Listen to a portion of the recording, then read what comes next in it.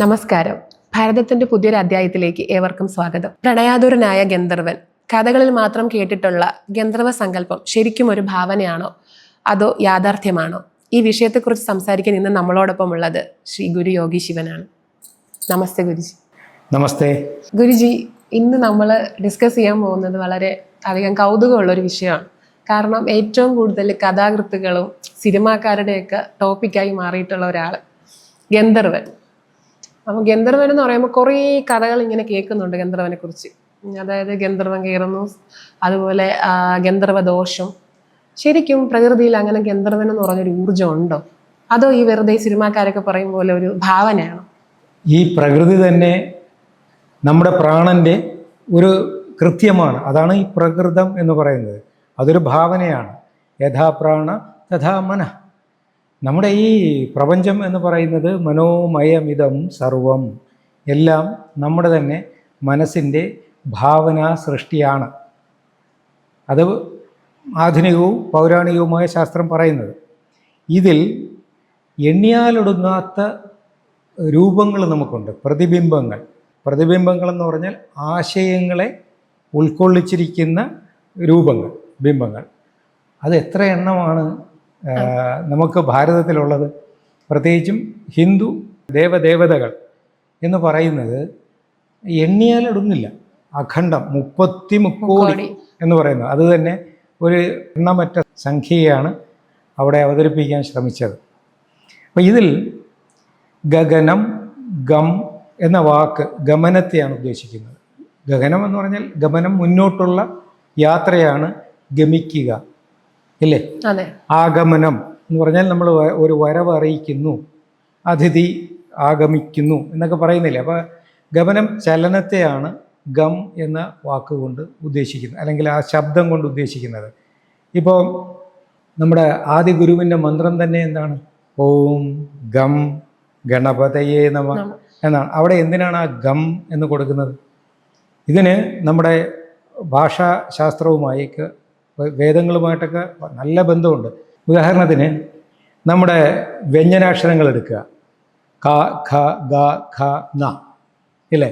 അതിൽ ക പറയുമ്പോൾ വാ തുറക്കുകയും തൊണ്ട ഉള്ളിലേക്ക് വലിയുകയും ചെയ്യും. ക. എന്നിട്ട് രണ്ടാമത് ഖ, ആ തൊണ്ടയുടെ ഉച്ചിരി കൂടെ മുകളിലാണ് ഉച്ചരിക്കുന്നത്.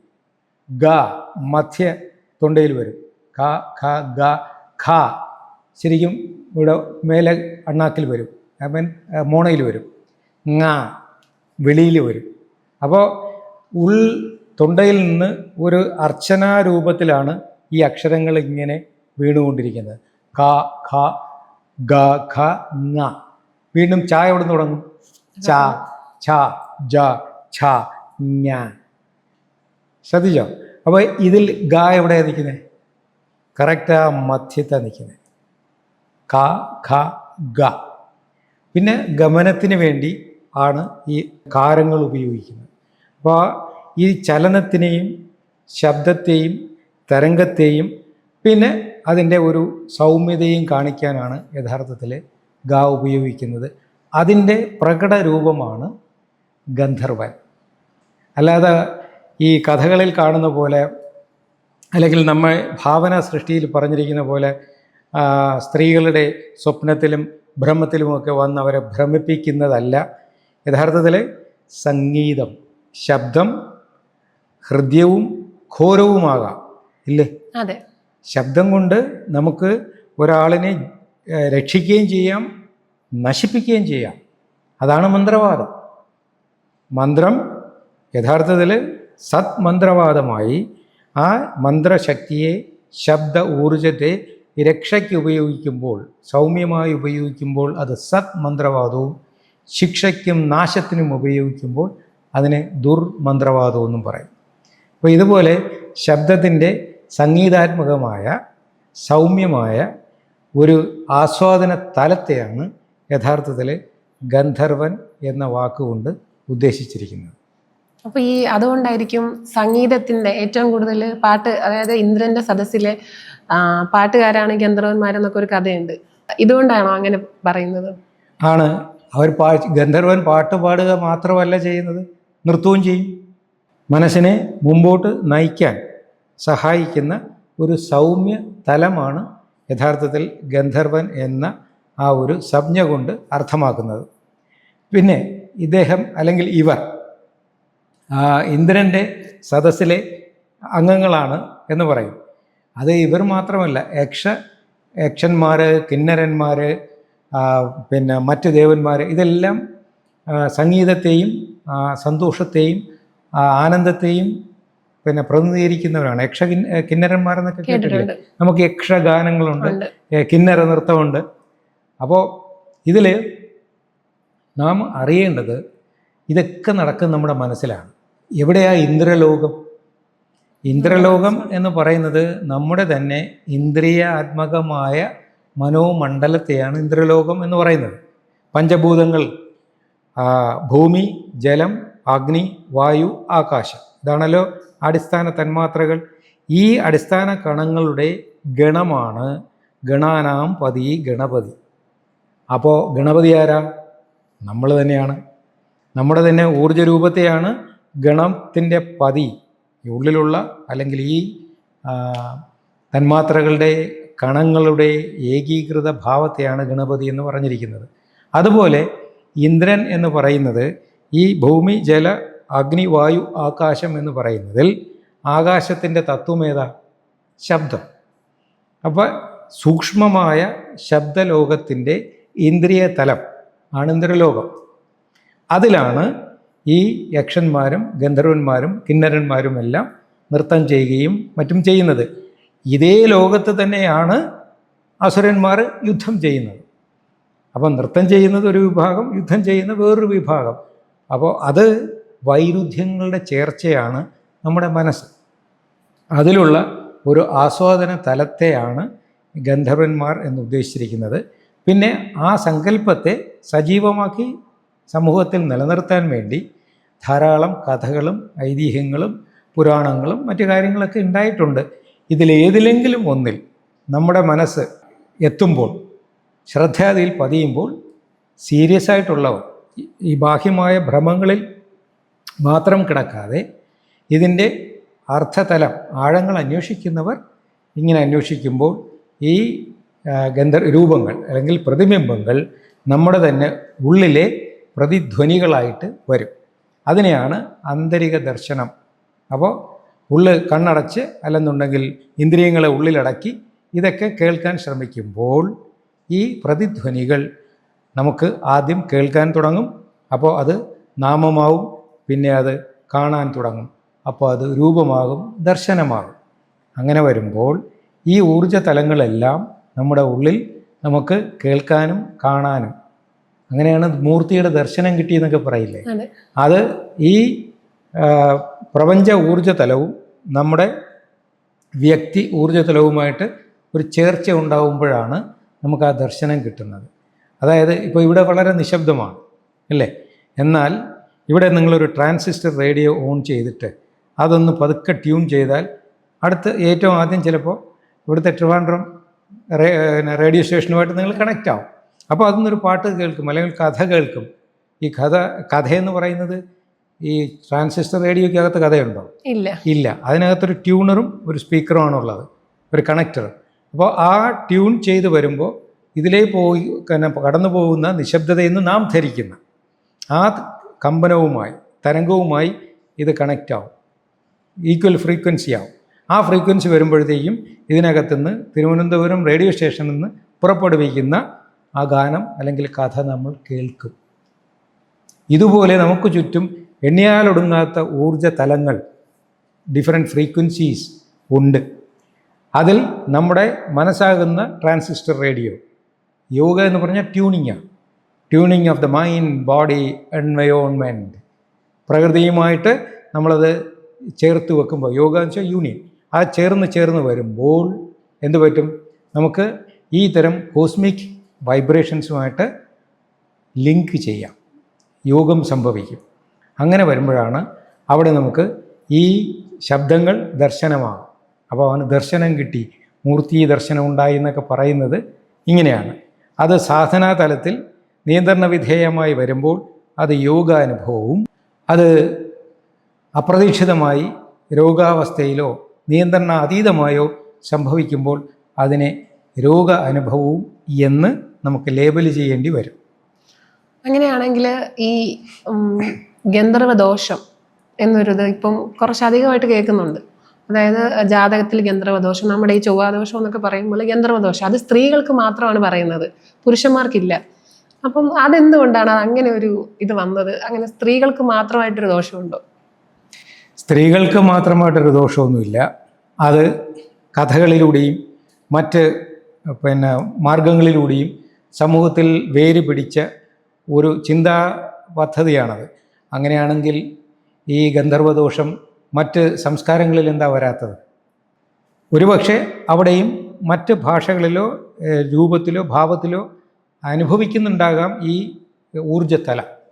പക്ഷേ ഇവിടെ നാം കാണുന്ന ഈ അനുഭവ തലങ്ങൾ അല്ലെങ്കിൽ വ്യാഖ്യാന തലങ്ങൾ നമ്മുടെ അറിവുമായി ബന്ധപ്പെട്ടതാണ്. നമുക്കറിയാമല്ലോ, എല്ലാ പൗരാണിക ശാസ്ത്ര സങ്കേതങ്ങളും കഥാരൂപത്തിലാക്കുമ്പോൾ അത് സാമൂഹ്യ വ്യവസ്ഥിതിയുമായി ചേർത്ത് നിർത്തി പ്രചരിപ്പിക്കുകയാണ് ചെയ്യുന്നത്. പിന്നെ എന്തിനാണോ കൂടുതൽ ആവശ്യക്കാരുള്ളത് അതനുസരിച്ചിട്ടുള്ള സൃഷ്ടികളും ഉണ്ടാവും. അപ്പോൾ ഗന്ധർവൻ എന്ന് പറയുമ്പോൾ പുരുഷ ശക്തിയുടെയും സൗന്ദര്യത്തിൻ്റെയും സൗമ്യതയുടെയും കലയുടെയും യുദ്ധങ്ങളുടെയും ഇവർ ഇന്ദ്രൻ്റെ സഹായികളുമാണ്. അപ്പോൾ ശക്തിയുടെയും സൗമ്യതയുടെയും സൗന്ദര്യത്തിൻ്റെയും ഒരു സമഞ്ജസ സമ്മേളനമാണ് ഇത്, ഈ ഗന്ധർവൻ എന്ന സങ്കല്പം സൃഷ്ടി.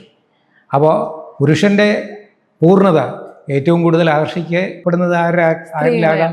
സ്ത്രീകളിലാണ്. സ്ത്രീകളുടെ ഏറ്റവും വലിയ പൂർണ്ണത സൗന്ദര്യത്തിൻ്റെയും സൗമ്യതയുടെയും ലാളിത്യത്തിൻ്റെയും സ്നേഹത്തിൻ്റെയും ഒക്കെ ആ പൂർണ്ണ ഉപഭോക്താവ് ആരാ? പുരുഷനാണ്. അപ്പോൾ സ്ത്രീയും പുരുഷനുമാണല്ലോ ആകർഷിക്കപ്പെടുന്നത്. അങ്ങനെ ഗന്ധർവൻ കൂടുതലും ആകർഷിക്കപ്പെടുന്നത് സ്ത്രീകളിലും, കാരണം അവരുടെ സങ്കല്പ ലോകത്തിലാണ് അത് ആകർഷിക്കുന്നത്. അപ്സരസുകൾ ആരെയാണ് ആകർഷിക്കുന്നത്? പുരുഷനെ. അപ്പോൾ ഗന്ധർവൻ്റെ സ്ത്രീ രൂപമാണ് അപ്സരസ്. അപ്പോൾ പുരുഷൻ എത്രത്തോളം, ഗന്ധർവൻ എത്രത്തോളം ശക്തനും സൗമ്യനും സൗന്ദര്യവാനുമാണോ അതുപോലെ തന്നെ സ്ത്രീ സൗന്ദര്യത്തിൻ്റെ ഒരു പൂർണ്ണതയാണ് അപ്സരസുകൾ. അപ്പോൾ അപ്സരസുകൾ ബാധിക്കുന്നത് പുരുഷനെയും ഗന്ധർവൻ ബാധിക്കുന്നത് സ്ത്രീകളെയും. പക്ഷെ അപ്സരസ ദോഷം ഇല്ലല്ലോ. അല്ല, അപ്സരസ ദോഷം എന്നുള്ളൊരു ഇതില്ലല്ലോ കാറ്റഗറി. അത് ദോഷമില്ല എന്ന് പറയുന്നത് സമൂഹത്തിലെ ഒരു തന്ത്രം മാത്രമാണ്. ഈ ആണുങ്ങളുടെ സങ്കടം കൂടുതൽ വിറ്റുപോകില്ലല്ലോ, ശരിയല്ലേ? ഏറ്റവും കൂടുതൽ കരയുന്നത് ആരാ? സ്ത്രീകൾ. സ്ത്രീകളുടെ കരച്ചിലിന് വിലയുമുണ്ട്, അതിന് നിയമം മൂലം പരിരക്ഷ പോലും ഉണ്ട്. പുരുഷൻ കരയാനേ പാടില്ല എന്നല്ലേ പറയുന്നത്. അപ്പോൾ അവന് ദുഃഖം വന്നുകൂടെ? അപ്പോൾ അത് സമൂഹത്തിൻ്റെ ഒരു തന്ത്രമായിട്ട് മാത്രം കണക്ക് കൂട്ടിയാൽ മതി. അപ്പോൾ പിന്നെ അതുപോലെ പുരുഷൻ ശക്തിയുടെ പ്രതീകമല്ലേ. അപ്പോൾ ഒരു അപ്സരസ് എന്തായാലും പെണ്ണല്ലേ, അവൾ ഇവനെ ആക്രമിച്ചു കീഴ്പ്പെടുത്തി എന്നൊക്കെ പറയുന്നത് ഇവന് നാണക്കേടല്ലേ? പുരുഷ മേധാവിത്വത്തിന് നേരെയുള്ളൊരു സംഭവം. ഇവിടുത്തെ സൃഷ്ടികളിൽ ഭൂരിഭാഗവും പുരുഷന്മാരാലുള്ളതല്ലേ. അതിപ്പോൾ കഥയായാലും കവിതയായാലും മതമായാലും രാഷ്ട്രീയമായാലും ഒരു മേധാശക്തിയായി നിൽക്കുന്നത് ആരാ? പുരുഷനാണ്. അപ്പോൾ ഒരു കുടുംബത്തിലായാൽ തന്നെയും ഇപ്പം എല്ലാവരും സമത്വത്തിനായിട്ടൊക്കെ വാദിക്കുമെങ്കിലും ബി റിയലിസ്റ്റിക്. കുടുംബത്തിലെ ഏറ്റവും ഒരു പവർഫുൾ വോയിസ് ആരുടേതാ? പുരുഷൻ്റെതായിരിക്കണം. സംശയമുണ്ടോ? അല്ല, ഇപ്പം അങ്ങനെ പറയുകയാണെങ്കിൽ ഇപ്പം സ്ത്രീകളെ കുറെ ഫെമിനിസ്റ്റുകളൊക്കെ അത് എഗെയിൻസ്റ്റ് പറയും. Leave the feminist, B realistic. നമ്മുടെ സൃഷ്ടിയിൽ ഏത് എടുത്തു നോക്ക്, ചുരുക്കം ചില വർഗങ്ങൾ മാത്രം ഒഴിച്ചു നിർത്തിയാൽ ഏതൊരു സൃഷ്ടി എടുത്താലും അവിടെ കായിക ശക്തിയിൽ മുന്നിൽ നിൽക്കുന്നത് ആണോ പെണ്ണോ? ആണാണ്. അല്ലേ? ഒരു കോഴി എടുത്തു, സൗന്ദര്യത്തിലും പൂവൻ കോഴിക്കാണോ ശക്തിയും ഭംഗിയും ആ ഒരു ആർജവും? പിടക്കോഴിക്കാണ്. പൂവൻകോഴിക്കാണ്. അപ്പോൾ പൂവൻകോഴി ശക്തിയുടെയും ആ ഒരു രക്ഷയുടെയും ഭാവവും, പിടക്കോഴി ആ മാതൃത്വത്തിൻ്റെയും പ്രൊഡക്ഷൻ്റെയും ഒരു ഭാവമായിട്ടാണ് നിൽക്കുന്നത്. കൂടുതൽ കെയർ കൊടുക്കുന്നത് ആർക്കാ? പിടക്കോഴിക്കാണ്. വീട്ടിലായാലും ശ്രദ്ധിച്ചാൽ പിടക്കോഴിയാണ് കൂടുതൽ ശ്രദ്ധിക്കുന്നത്. ഇവൻ കൂടുതൽ അഭ്യാസം കണ്ടാൽ ചിലപ്പോൾ പിറ്റേന്ന് കറിയാവും, ഇല്ലേ? അതുപോലെ തന്നെ ഒരു പശുവിനെയും ഒരു കാളയെടുക്കുക, ഈ രണ്ടിലും ആ ഒരു മസിൽ പവറും ആ മേധാശക്തിയും ആർക്കാ കാണുമ്പോൾ? കാളയ്ക്കാണ്. കുതിരയ്ക്കോ? ആനയ്ക്കോ? അപ്പോൾ ഏതൊരു സൃഷ്ടിയെ നമുക്കറിയാവുന്ന നോക്കിയാലും ആ ഒരു മസിൽ പവർ, അതിൻ്റെ ഒരു പ്രൊജക്ഷൻ, ഒരു അഗ്രഷൻ അത് പുരുഷന് തന്നെയാണ്. മനുഷ്യരിൽ തന്നെയും ഈ ചില സ്ത്രീകളും മറ്റേ മസിലൊക്കെ ബിൽഡ് ചെയ്ത് പുരുഷനെ പോലെ ആകുന്നുണ്ട്. സ്ത്രീകൾക്ക് പോലും അത് എല്ലാവർക്കും ആ ഒരു ഭംഗിയേക്കാൾ നല്ലത് സ്ത്രീത്വത്തോടു കൂടിയുള്ള സൗന്ദര്യത്തെയല്ലേ സ്ത്രീകൾ പോലും ആസ്വദിക്കുന്നത്. അത്രേ ഉള്ളൂ ഇല്ലേ? അപ്പോൾ നമ്മൾ തർക്കത്തിന് വേണ്ടി കാര്യങ്ങൾ പറയാതെ സത്യത്തിന് വേണ്ടി അല്ലെങ്കിൽ ആത്മാർത്ഥമായ ഉള്ളിലേക്ക് നോക്കിയാൽ അല്ലെങ്കിൽ പ്രകൃതിയിലേക്ക് നോക്കിയാൽ മസിൽ പവറും മേധാശക്തിയും പുരുഷനും, മൈൻഡ് പവർ, ടോളറൻസ്, സഹനത സ്ത്രീക്കുമാണ് പ്രകൃതി കൊടുത്തിരിക്കുന്നത് അല്ലേ? അതെ. അപ്പോൾ ഈ എവിടെയോ ഞാനത് വായിച്ചു, ഈ പ്രസവ വേദന സ്ത്രീകൾക്ക് മാത്രമേ ഇത് ബെയർ ചെയ്യാൻ പറ്റൂ. ഇതിൻ്റെ ഒരു ചെറിയൊരു അംശം പുരുഷന് സഹിക്കാൻ പറ്റില്ല. അവൻ്റെ ഹൃദയം നിന്നുപോകുമെന്നാണ് മെഡിക്കൽ സയൻസ് പറയുന്നത്. പ്രകൃതിയിലെ ഈ പൗരുഷവും സ്ത്രൈണവുമായ പോസിറ്റീവും നെഗറ്റീവും അല്ലെങ്കിൽ യിന്നും യാങ്ങും സൂര്യനും ചന്ദ്രനും എന്നൊക്കെ പറയുന്ന പോലെ രണ്ട് വിരുദ്ധ ശക്തികളുടെ ഏകീകരണമാണ് സൃഷ്ടി. അതിലെ സംഗീതത്തിൻ്റെയും സൗന്ദര്യത്തിൻ്റെയും ഒരു പുരുഷഭാവം ഗന്ധർവനും അങ്ങനെ ചിത്രീകരിച്ചിരിക്കുന്നു, സ്ത്രൈണഭാവം അപ്സരസുമായി ചിത്രീകരിച്ചിരിക്കുന്നു. അപ്പോൾ ഗന്ധർവനും അപ്സരസും എവിടെയാണുള്ളത്? അത് നമ്മുടെ ശരീരത്തിൽ തന്നെ അർദ്ധനാരീശ്വരൻ എന്ന് പറയുന്നത് പോലെ നമ്മുടെ ശരീരത്തിലും മനസ്സിലും എല്ലാം ഉണ്ട്. ഇതിൽ ഓരോ ഏറ്റക്കുറച്ചിലുകളും നമ്മുടെ മനോതരംഗങ്ങൾ, വ്യക്തി അല്ലെങ്കിൽ വ്യഷ്ടി തരംഗങ്ങൾ പ്രകൃതിയിലെ സമഷ്ടി തരംഗങ്ങളുമായി യോജിച്ചു വരുമ്പോഴുണ്ടാകുന്ന പ്രകടനങ്ങളെ, പ്രതിപ്രവർത്തനങ്ങളെ അടിസ്ഥാനപ്പെടുത്തിയാണ് നമുക്ക് ഇതേപോലെ പല മൂർത്തികളെ നമുക്ക് ഗുരുക്കന്മാർ പരിചയപ്പെടുത്തിയത്. അപ്പോൾ ആ മൂർത്തി എന്ന വാക്കിൻ്റെ അർത്ഥം പോലും മനസ്സിൻ്റെ മൂർത്തം ഭാവത്തെയാണ് മൂർത്തി എന്ന് പറയുന്നത്. മൂർത്തം എന്ന് പറഞ്ഞാൽ എലിവേറ്റഡ്. അപ്പോൾ നമ്മുടെ മനസ്സിനെ ധ്യാനത്തിലൂടെയോ പ്രാർത്ഥനയിലൂടെയോ ഈ പ്രപഞ്ചശക്തികളുമായി ചേർത്ത് ആസ്വദിക്കേണ്ടതും അത് അനുഭവതലത്തിൽ കൊണ്ടുവന്ന് ജീവിതത്തിൽ പ്രയോഗിക്കേണ്ടതും ഓരോരുത്തരുടെയും ധർമ്മമാണ്. അല്ലാതെ ഈ ചെറിയ പരിമിതമായ വ്യാഖ്യാനങ്ങളിലോ കഥാരൂപങ്ങളിലോ പെട്ടുപോയാൽ you are what you know, you are what you think. നിങ്ങളെന്താണോ ചിന്തിക്കുന്നത്, നിങ്ങളെന്താണോ അറിയുന്നത്, അതാണ് നിങ്ങൾ. അപ്പോൾ ഗന്ധർവനായാലും അപ്സരസായാലും അത് നമ്മുടെ അകത്തും പുറത്തുമുള്ള രണ്ട് പ്രകൃതിയുടെ ശക്തികളാണെന്ന് പുരുഷനും സ്ത്രീയും. അതിനെ ആ അർത്ഥത്തിൽ മനസ്സിലാക്കി അറിയുക, അനുഭവിക്കുക. ഗന്ധർവ സങ്കല്പത്തെക്കുറിച്ചുള്ള ഗുരുജിയുടെ വാക്കുകൾ ഉപയോഗപ്രദമായെന്ന് കരുതുന്നു. അറിവും അത്ഭുതവും തേടിയുള്ള യാത്ര തുടരും. മറ്റൊരു വിഷയവുമായി വീണ്ടും കാണാം. നന്ദി, നമസ്കാരം. നമസ്തേ. കാലം മറച്ചുപിടിച്ച ഭാരതീയ പൈതൃകത്തിന്റെ വിസ്മയങ്ങളിലേക്ക് ഒരു തിരിഞ്ഞുനോട്ടം. വരും തലമുറയ്ക്കായി നമ്മുടെ പൗരാണിക അറിവുകളുടെ ആഴം വെളിപ്പെടുത്തുകയാണ് ഭരതം എന്ന ഈ പരമ്പരയിലൂടെ. ഈ ശ്രമത്തിൽ പങ്കാളികളാകാൻ ഇന്റിമസി യൂട്യൂബ് ചാനൽ സബ്സ്ക്രൈബ് ചെയ്യുക. നിങ്ങളുടെ പ്രോത്സാഹനമാണ് ഞങ്ങളുടെ ഊർജം.